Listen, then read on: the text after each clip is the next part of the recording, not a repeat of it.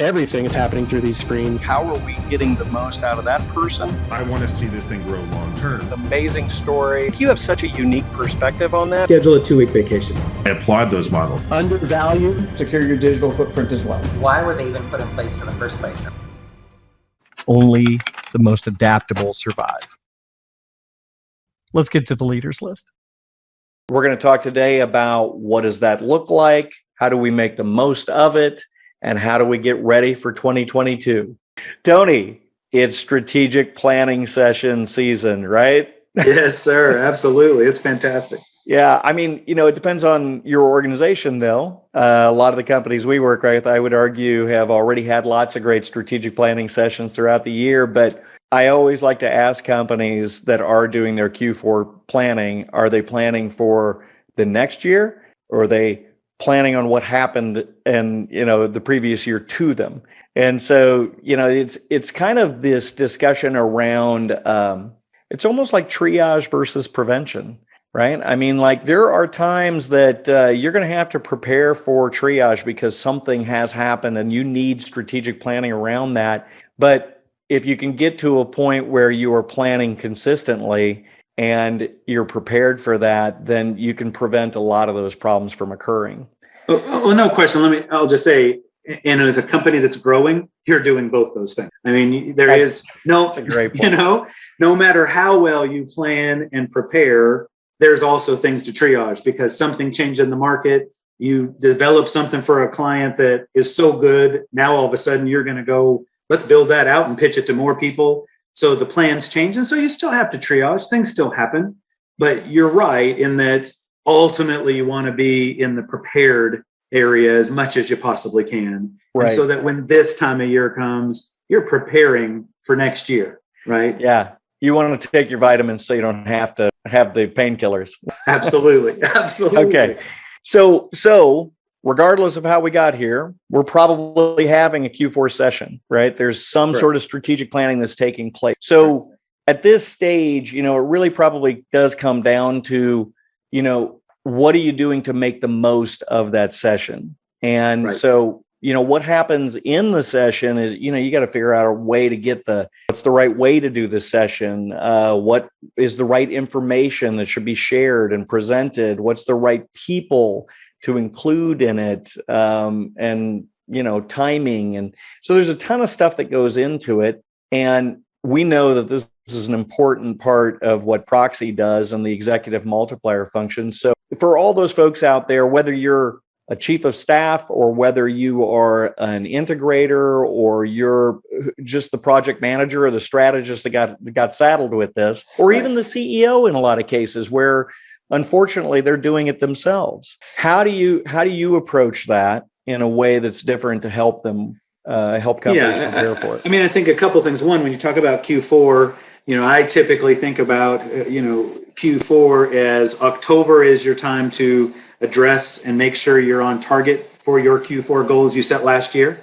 So you use October for that. You use November to plan for next year. You use December to close down the year, right? So we are right in that spot where we have already, with most of our clients, we've already looked at, are we on track for Q4? And we're working on our Q4 rocks that we set last year. And now we're talking about the planning session and we're getting those scheduled and they're already on the calendar.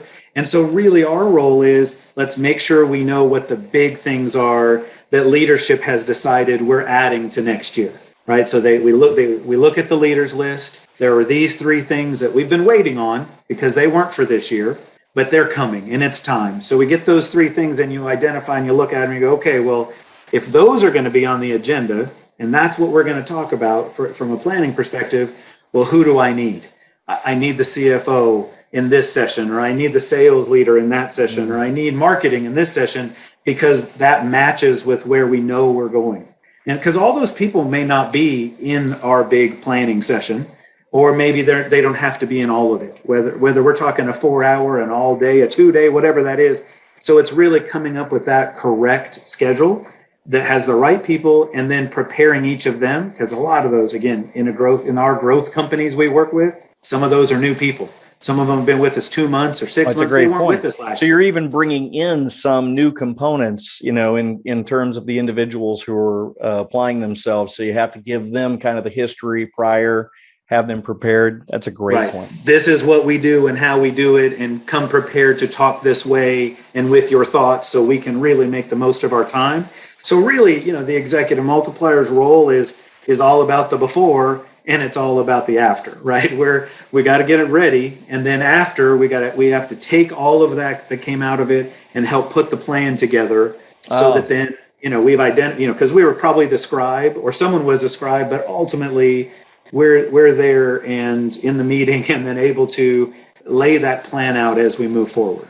Yeah. Okay. That makes sense. So it's about the planning and preparation going in, and there's a lot of moving parts to it. Sometimes that's overlooked, how incredibly important it is to make sure that you've gone through all those steps you talked about. And then it's about operationalizing it afterward. Right. So that's what I see all the time is, I've spent, how many times have we gone to great planning sessions where everybody goes, God, that was good. I feel really good about that. I'm motivated and I understand. I saw everything. What happens now? And we all move on we go back to the day to day. Right. We go back to the tyranny of the urgent. Exactly. and you're exactly right. I mean, that line I love always because it really does resonate with everyone, right? That the tyranny of the urgent is the thing that's going to take your time unless you have a plan that you're working all the time.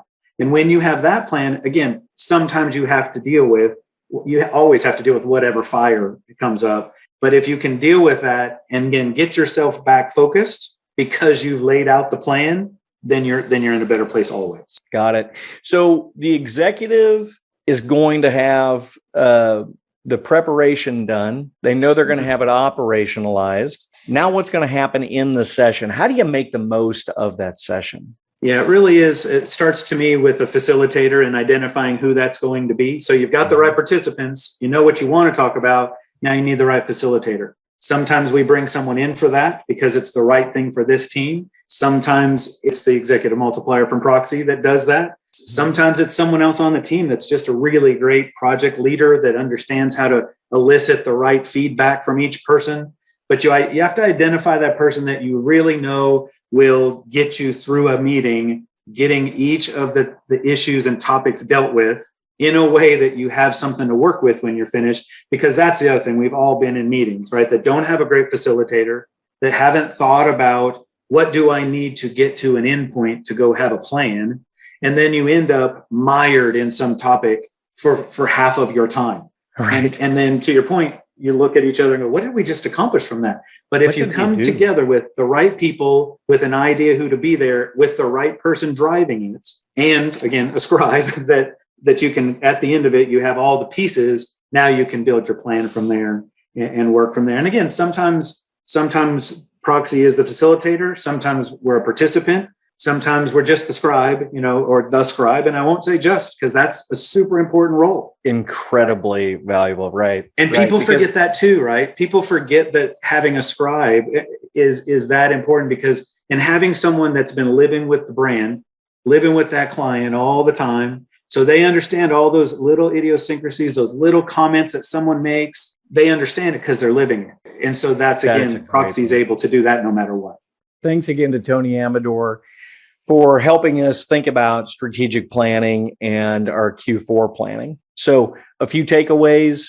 One, are you taking vitamins or are you taking pain relievers or are you in surgery? There's a difference between triage and prevention. So that's the first thing. What kind of strategic planning are you doing? And then that second point of how are you going to prepare for the strategic session?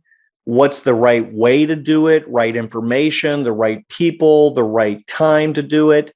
And most importantly, how will you operationalize it afterward? We hope your Q4 planning sessions go well.